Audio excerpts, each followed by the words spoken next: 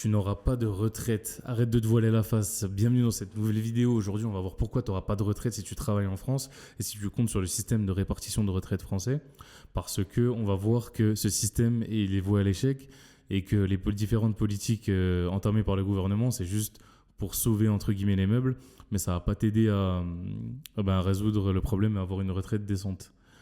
Donc on va voir aujourd'hui, je vais te donner 3 solutions concrètes pour que tu puisses sauver ton avenir financier et sauver ta retraite. Pour que tu puisses avoir des revenus passifs à la retraite ou des revenus au moins qui tombent tous les mois pour pouvoir éviter de se retrouver banqueroute et ne pas avoir assez d'argent pour survivre ou subsister comme beaucoup de personnes âgées en France aujourd'hui qui ont 700, 800 euros de retraite et qui galèrent à vivre parce que tout a augmenté, le prix des loyers, des denrées alimentaires, etc. suite à l'inflation, notamment après la période sanitaire, de la crise sanitaire.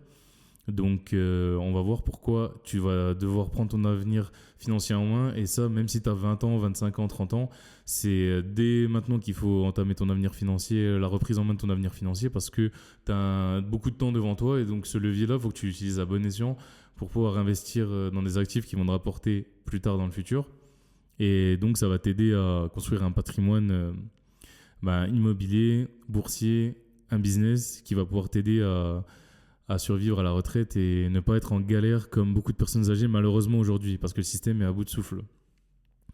Donc pourquoi le système est à bout de souffle ? En France, comme je le dis souvent dans les vidéos, si tu suis la chaîne, tu sais que j'ai déjà évoqué le sujet. Dans les années 1970, on avait 4 actifs pour un retraité.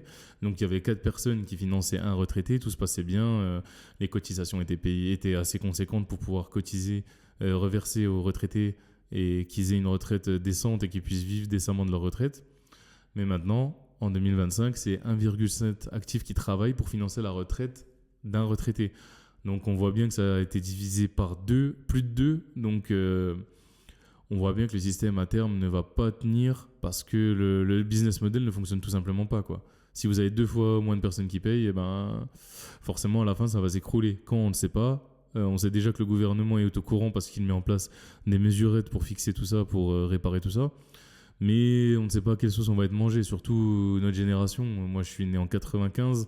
La retraite pour nous, ça va probablement être à 70 ans, voire plus. Donc, la retraite, c'est dans 35-40 ans. 40 ans, je les ai même pas, j'ai que 30 ans. Donc, à l'heure où on fait cette vidéo. Donc, en fait, la retraite, il va falloir que je travaille plus que ce que j'ai vécu jusqu'à maintenant pour être à la retraite. Donc ici, moi, je crois pas du tout à la retraite. J'ai arrêté de croire à ce délicieux conte de fées qui nous est servi sur un plateau par le gouvernement parce que je vois bien qu'en faisant des maths, des calculs basiques, on voit bien que ça tiendra pas la route.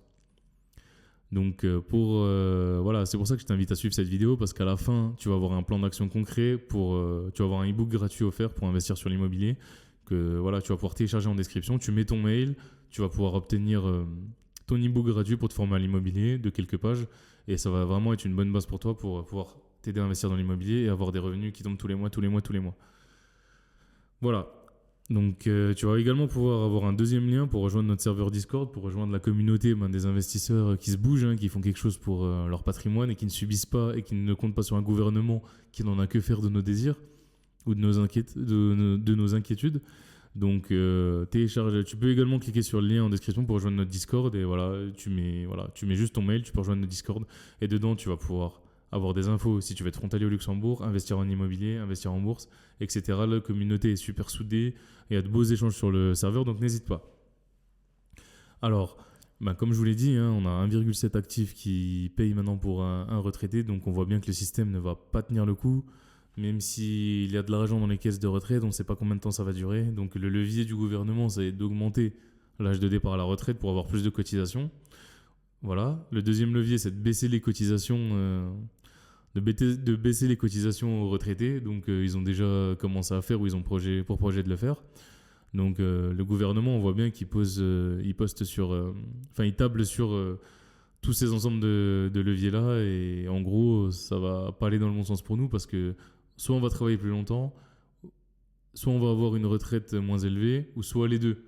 Donc on voit bien qu'il faut entreprendre des actions individuelles pour pouvoir contrer ça et pour pouvoir avoir des revenus à côté de sa retraite, parce que la retraite, je pense qu'on en aura toujours une, mais maintenant, je pense qu'elle sera maigre, elle sera peut-être de 200, 300 euros, 400 euros par mois. Maintenant, à voir, hein, ce chiffre n'est pas étayé par une étude, mais je pense qu'il y a beaucoup de personnes en France qui ont une retraite de moins de 1000 euros aujourd'hui en 2025.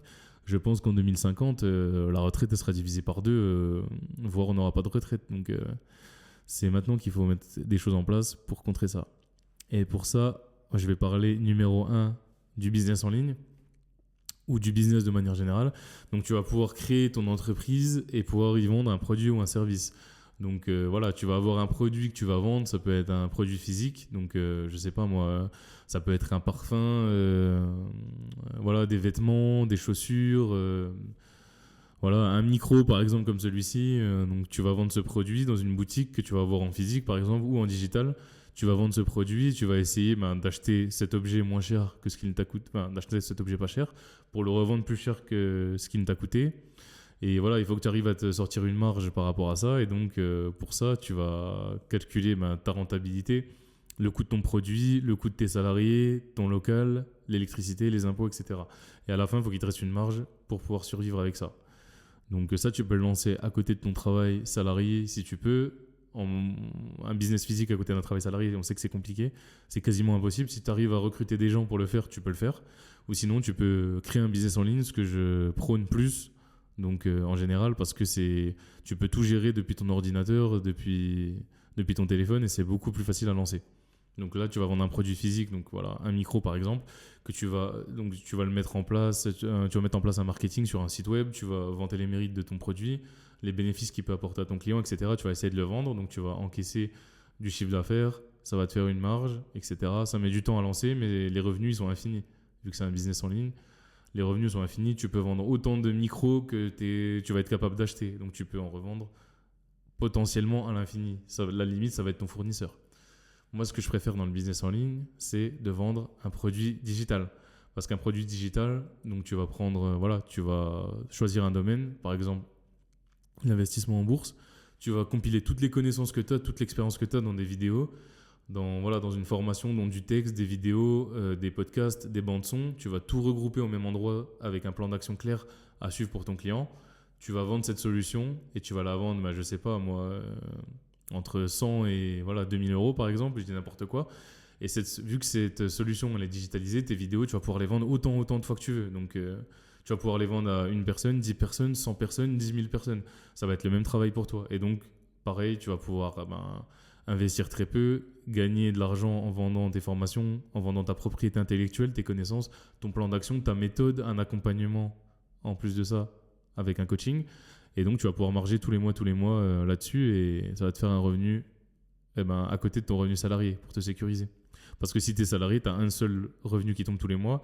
Si ton patron te vire du jour au lendemain, tu vas avoir un peu de chômage et ensuite plus rien ne va tomber. Alors que là, si tu es salarié et que tu as un business à côté, ton business en ligne, il va pouvoir, en cas de perte d'emploi, il va pouvoir un peu supporter ton lifestyle, tes dépenses, ton train de vie, etc. Donc c'est une sécurité qui est non négligeable. Après, c'est du travail, hein. On n'a rien sans rien, donc il faut vouloir le faire, il faut avoir la volonté, il faut avoir la niaque de mettre ça en place. Mais c'est vraiment une bonne sécurité quand on est motivé à le faire. Donc voilà, ça c'était le business en ligne. C'est ta première alternative. Numéro 2, l'investissement en bourse. Donc l'investissement en bourse, tu vas acheter des actions et tu vas attendre soit un dividende, soit tu vas attendre qu'elles prennent en valeur dans le temps. Donc en gros, les actions, c'est une part d'entreprise. Par exemple, tu vas avoir, je dis n'importe quoi, Nestlé, il va avoir, je dis n'importe quoi, 10 000 parts. Toi, tu achètes une action, tu es actionnaire de cette entreprise, tu as une part de l'entreprise. Donc tu as une sur 10 000e part de l'entreprise, donc tu es actionnaire de l'entreprise, tu peux voter proportionnellement au nombre d'actions que tu détiens. Tu peux avoir les chiffres d'affaires, le bilan, etc. Éventuellement valider ou t'opposer aux décisions de l'entreprise. Évidemment, si tu as une action sur 10 000, tu vas pas peser bien lourd, mais si tu es actionnaire majoritaire, les États, les gros actionnaires majoritaires, c'est eux qui décident ce que fait l'entreprise, vu qu'ils détiennent des actions. Et grâce à ces actions, tu peux attendre qu'ils prennent de la valeur dans le temps, qu'ils augmentent, ou qu'ils versent des dividendes tous les mois. Donc voilà, si tu as 1000 euros d'actions et que le dividende est de 5%, tu vas toucher 50 euros de dividendes tous les ans. Donc voilà, ensuite, bien évidemment, plus tu as d'actions, plus tu as de dividendes, plus tu as de revenus, plus tu vas pouvoir en vivre. Et voilà, c'est pour ça que c'est du long terme aussi. Ça peut te faire un bon complément de revenu pour ta retraite. Mais moi, ce que je préfère, c'est investir dans un ETF. Un ETF, Exchange Traded Fund, c'est quoi? C'est un panier d'actions. C'est un panier qui regroupe des actions d'un même thème. Donc, ça peut être les 500 plus grosses entreprises américaines, le S&P 500. Ça peut être le CAC 40, donc les 40 plus grosses entreprises françaises. Ça peut être les 100 plus grandes les 100 entreprises qui font le plus gros chiffre d'affaires dans le domaine des énergies renouvelables, dans le domaine de l'eau. Voilà, c'est très varié, il y en a pour tous les goûts. Et en général, ce qui est bien, c'est que c'est limité en frais, les ETF, parce qu'il y a très peu de gestion, et que ça regroupe beaucoup d'actions, donc c'est très diversifié. Donc toi, tu as juste à acheter, au lieu d'acheter les 500 actions, les 500 plus grosses actions américaines tous les mois, tu vas juste acheter un ETF, donc c'est comme si tu achetais une action, et tous les mois, tu vas être investi sur les 500 actions. Donc tous les mois, tu vas pouvoir investir. Et sur le long terme, la bourse, depuis 100 ans, ça prend 8% par an en moyenne. Donc tu vas pouvoir voir ton patrimoine augmenter dans le temps. Ça, c'était la solution numéro 2. Solution numéro 3, tu sais bien, si tu suis cette chaîne, c'est que ce que je préfère, moi, c'est l'immobilier. Donc l'immobilier physique, l'immobilier locatif. Donc là, tu vas pouvoir acheter un bien immobilier, chercher une bonne affaire, voilà, définir la typologie de bien que tu veux, par exemple un appartement avec une chambre. Tu vas pouvoir faire des recherches, acheter un bien immobilier, le négocier, le faire financer par une banque, mettre un locataire à l'intérieur qui va payer les mensualités tous les mois. Et en gros, toi, si tu as bien fait ton travail, tu as moins de charges que de revenus, donc que ton loyer, et tu vas pouvoir encaisser 50, 100 euros par mois. Donc voilà, dans 20 ans, vous avez un bien qui est totalement payé gratuitement. Ou si vous avez bien fait votre travail, vous avez moins de charges que de loyer. Et donc, l'excédent de trésorerie, 50, 100 euros par mois, c'est dans votre poche. En plus du fait que le bien est remboursé dans 20 ans. Donc voilà, ça peut être... Et à la retraite, vous avez 500 euros par mois qui tombent tous les mois. Voilà, c'était pour cette courte vidéo sur les alternatives à la retraite, parce que tu n'auras pas de retraite. Voilà, j'y crois pas du tout. Le système est en train de s'effondrer, donc prends les choses en main. Sois un investisseur qui s'adapte, un investisseur attentif, intelligent.